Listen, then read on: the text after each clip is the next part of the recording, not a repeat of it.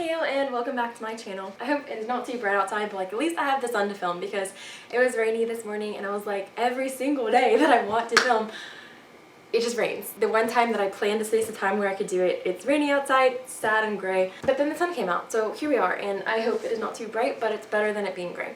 Today, I wanted to talk about joy and hope because that is something I've been thinking a lot about because it is spring.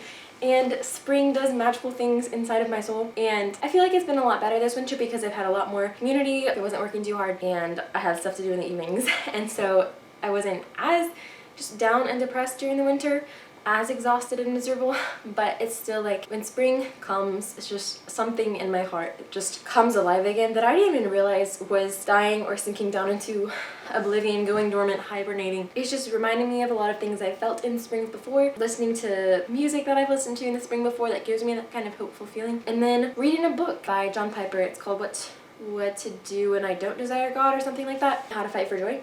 And it's been really interesting. It's a lot of thoughts that I have had myself, but it's nice seeing it all organized and laid out and just adding in some little connecting points, and I'm like, aha, now it's starting to make sense. And I really like everything that he's been saying so far. Not all the way done with it, but so far it's been good. That was just making me think of, yeah, some of my thoughts that I've had before, and I just wanted to kind of share a recap. I know I did a video about joy the very beginning of my channel, but this is some thoughts on a different train, and it's always good to be reminded of things. So here we go again. One really interesting thing that John Piper was pointing out is that, you know, like, we're supposed to desire God, we're supposed to be joyful. Like, joy is a fruit of the Spirit. Like, this is something that's supposed to be evident in our lives, but it's something we also have to fight really hard for because it doesn't just spontaneously happen, which is probably another, I mean, people are always like, what's the difference between joy and happiness?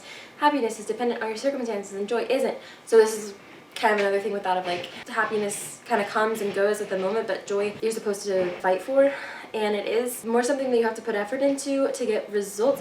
But then the weird thing is, at the same time, it is still a gift. It's not something that you can try super hard and then be joyful. It's not something that you can command. There's not a formula for how to make it happen, just like it is true with happiness, which is why also in reading this book I was like, I don't know, happiness and joy are kind of both more connected and more spiritual than I guess I've been brought up to believe, because joy is not dependent on your circumstances and happiness is, but also, like, you can't control joy. You're supposed to fight for it. You're supposed to put in a lot of effort into it. If you're not feeling joyful and you're not doing anything about that, that's, I feel like, kind of dishonoring to God. So it's fighting for something that's a gift and working so hard for something that you can't control, which is such a weird mix. I don't know, like, it's just so weird how that's how it works.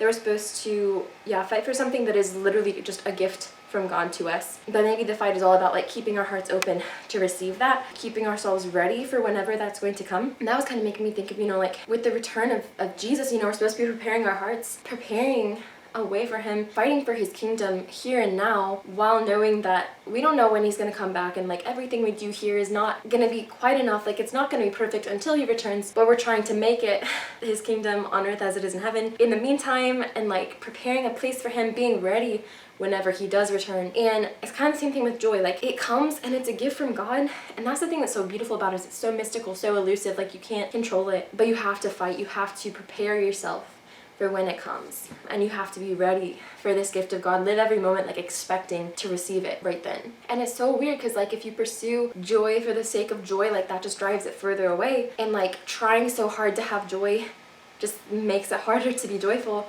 But you do have to fight, you do have to try, and you can't control it. You should live your entire life expecting joy, expecting God to give you this gift, and yet it's always a surprise when it comes.